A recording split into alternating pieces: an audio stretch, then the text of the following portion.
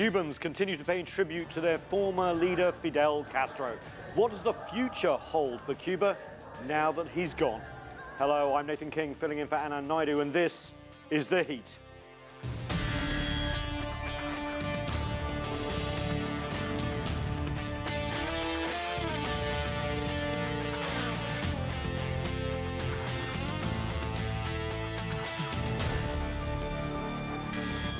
After a week of mourning, Cubans continue to say goodbye to their former leader, Fidel Castro. Hundreds of thousands have come out to pay their respects these last few days and see his coffin as it's driven across Cuba in a funeral procession. His final resting place is Santiago de Cuba, and his ashes will be interred there on Sunday. In a few minutes, we'll talk about the future of Cuba post-Fidel. But we begin with CTV correspondent Michael Voss, who joins us now from Santiago de Cuba. Michael, thanks so much for being here. You have been in Cuba for many, many years. Everyone knew this day was coming, but there you are now in Santiago de Cuba. What's the preparations like for this really quite historic moment? Nathan, I'm in Santiago's Revolution Square, where they're putting the finishing touches to the final mass rally, the final mass tribute to Fidel, which will take place here on Saturday night. You can probably see there are the big screens behind me. Now, the mass rally that took place in Havana on Tuesday was very much of a political affair.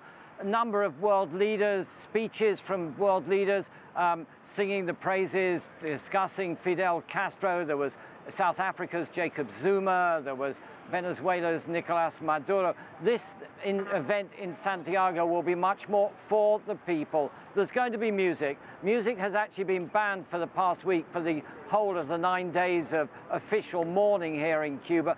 No bands in any of the cafes or bars, but there will be music here tonight as a tribute to Fidel Castro before, as you say, he is interned Sunday morning at the main cemetery here in Santiago. It's been quite incredible to watch Cubans across the country, sometimes waiting 12 hours or more just to catch a glimpse of their former leader. What can you tell us about the ceremony on Sunday and the preparations for that? And also, of course, a lot of world leaders coming in to pay tribute, as they have been all week. Yes, a very Cuban affair in many ways. Very little details of just what's going to happen on Sunday. The interment will take place at 7 o'clock in the morning. It's in the classic cemetery, Santa Ifigenia, really the most historic of Cuba's cemeteries. It's where Jose Marti, the most revered leader of the independence movement against Spain, his mausoleum is there. Fidel will be very close to him, and a lot of other guerrilla fighters from the Sierra Maestra Mountains are buried there. There are also fighters from the independence wars, along with musicians and others in that cemetery.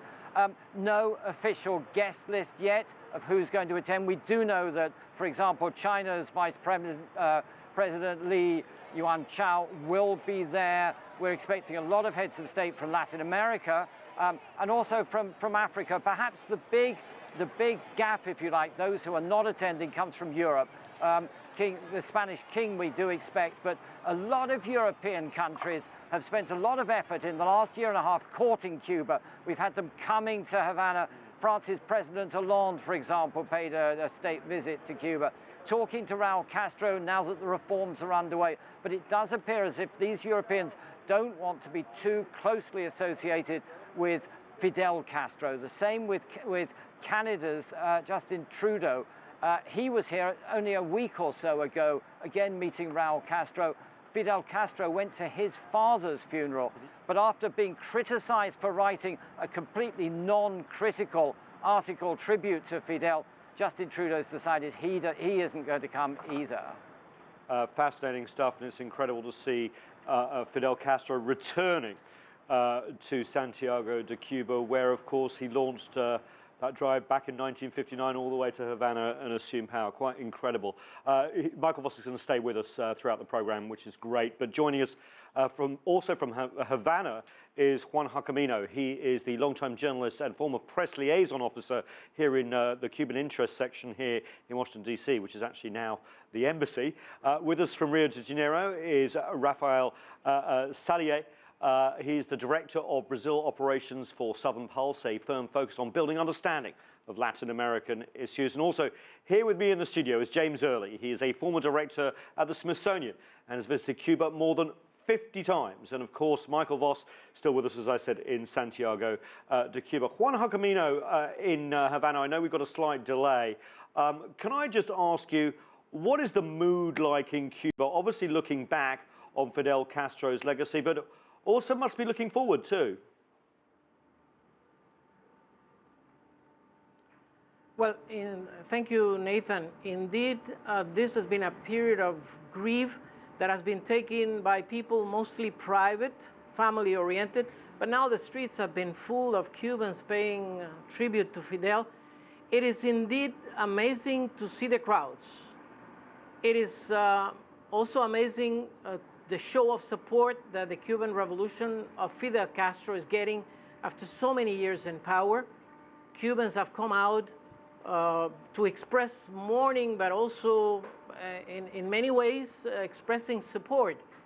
So the future looks to Cuba as could have been expected. He was 90. He himself had said that at some point he would go. Cubans, I don't think, were prepared for that. He was larger than life size. He was a giant of this century. He was a big political figure in Cuba. He's probably the greatest political figure in Cuba ever. Of course, that will have to be of historians to assess, but it's big in his own dimension, is gone. But the Cuban Revolution seems to be staying very much its course at a time when there's a new administration in the U.S. We'll have to see what it brings, because it all boils down to U.S.-Cuba in so many ways. Cuba is in a process of changes, economic changes and social changes that are going on and that will certainly continue. Now, probably supported by this show of support that we have seen over the last few days by the general population, and also, I should point, a lot of young people also voicing support for Fidel, expressing their admiration, their feelings for this great Cuban leader, because he was certainly one of the greatest in this island, only 90 miles away from the United States. And some would say a world away as well. Juan, let's pause there with the question mark over US-Cuban relations and talk about the region. Rafael Salies, obviously Fidel Castro left his mark not just on Cuba, but the Latin American region as a whole. Exporting revolution very much on the cards in the 60s. But what's his legacy, and also how does the region now fit around this reform in Cuba that Juan Jacomino was just talking about? Well, his main legacy is inspiring the region's left and a lot of the region's youth movements who tend to be leftist. Fidel Castro was the last of the three main revolutionary icons of the Cuban Revolution, along with Che Guevara and Camilo Cienfuegos. One died early and the other one died shortly after. So Fidel was the last remnant of these three icons of a revolution that inspired Latin American youths throughout the 60s, 70s, and 80s. Partially, you can talk about his legacy as being that really in Latin America, beyond the political left, there was nothing left. With the end of the Cold War, a lot of the guerrilla movements died down. You had FARC as the last remnant in Colombia. You had a little bit of the Sendero Luminoso in Peru, but even those are about or have ended or morphed into something very different than they used to be during the Cold War, right? In terms of government, right now, Fidel Castro was a personal friend of Hugo Chavez, and that's probably his last remaining big mark on the region right now. And the support that Cuba receives from the Chavista government in Venezuela and the support that it gives to the Chavista government inside Venezuela is probably his longest legacy at this moment. Cuba is kept afloat by cheap Venezuelan oil, and it keeps the Venezuelan regime very much well informed, as well as driving a number of social programs in the country, which is like very interesting to think of, because these are the two things that the Cuban government that Fidel Castro put in place are known for. Yes. Very well successful social policies, as well as a very informed security regime. I'm glad you mentioned that, because I want to bring in James Early here, who's been to Cuba 50 times over the span of decades. Things change in Cuba, but they also remain the same. And the one thing that I was struck with when I first went was how tranquil and peaceful a society it is compared to the region. How well educated everyone is, how well fed despite seeming poor, and obviously the hospital treatment. Have you seen that change at all? And what do you see changing now? Fidel Castro has obviously been out of power a decade. His brother Raul is there, but potentially stepping down in 2018. Are you seeing changes?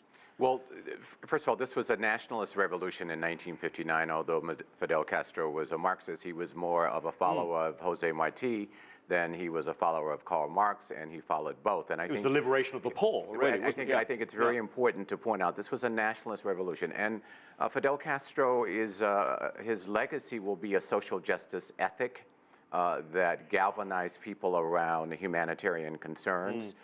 That's been executed by stewards of government who don't have the charisma of Fidel Castro, but who have done quite well in the institutionalization of a healthcare system, of an educational system, of a profound cultural contribution, not only across Cuba, but to the globe. And therein, we have to grasp the complexity of Fidel Castro as a towering individual, a man of 30 years of age when he left November 25th, 1959, who had already associated himself against Trujillo in the Dominican Republic and against a dictatorship in Colombia.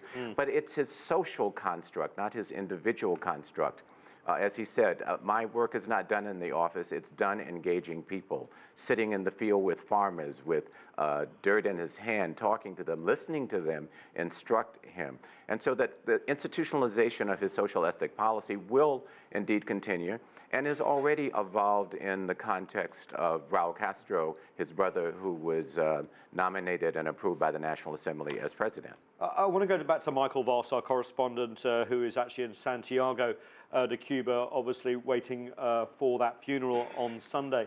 The Cuban government, the Cuban party will be there, obviously paying their respects. Everyone will be looking at Raul Castro, obviously Fidel's brother, but there are other people there too who may end up running Cuba. One name that keeps on popping up is Miguel Diaz-Canel. I think I pronounced it right, Michael. He's sort of waiting in the wings, and now that Fidel Castro has passed, what are we likely to see in terms of policy? Because he did have quite a big effect even after he stepped down, right, Michael? I think if we're going to talk about what sort of policy changes we might see under Raul Castro without Fidel Castro in the picture any longer, the one question we have to ask is just how much influence did Fidel have in the last 10 years when he was ill and he stepped down? Certainly Raul Castro had said that he would always consult Fidel on major issues of policy. Later, he said, half-jokingly at the last Communist Party Congress, that there were two political parties in Cuba, one who followed Raul, one who followed Fidel. I think up to a point it was very useful for Raul Castro, who had surrounded himself. He's put all his own people in place. They are Raul's people in the cabinet, in the Communist Party. But when he pushed through major changes like the opening up of the economy to the private sector, which took place at the Communist Party Congress in 2011, Fidel came on the last day, he attended it, he raised Raul's hand, with the message was that he knew what was going on and he was happy about it. But then later, more recently, he's become a figurehead for those who are more fearful of change, who are more worried about change. After President Obama came here earlier this year, that historic visit, Fidel Castro wrote a scathing article in the Communist Party newspaper, highly critical of the visit, really indicating that he thought it was a mistake. And that Communist Party Congress was all about anti-Americanism. There was none of the expected reforms were discussed at all. So in some ways, people here think he has become a figure, he had become a figurehead for the hardliners, for those who weren't that keen on change. So maybe now that he's gone, it will be possible to move change forward, maybe a slightly bolder approach with the economic policies. Maybe it'll be easier to open up to foreign investment. I know you're going to bring up Trump later on, but I just want to make one point here. The whole thing may be messed up if Donald Trump goes ahead and says what he will, which is, you know, Cuba must make further reforms, you must do this or I'll turn everything back. Cuba's reaction to being told that there are negotiations with precondition are to go in the opposite direction and say we hold firm, we've lived without the US for 50 years, we'll do so again. And it may actually slow down the pace of reform because they don't want to be seen to be reacting under pressure to make changes. We will talk about Trump, we'll also talk about the rest of the world and the changes in Cuba after this short break. Do stay with us. More on the expectations for Cuba after it says final farewell to its longtime leader Fidel Castro when we come right back.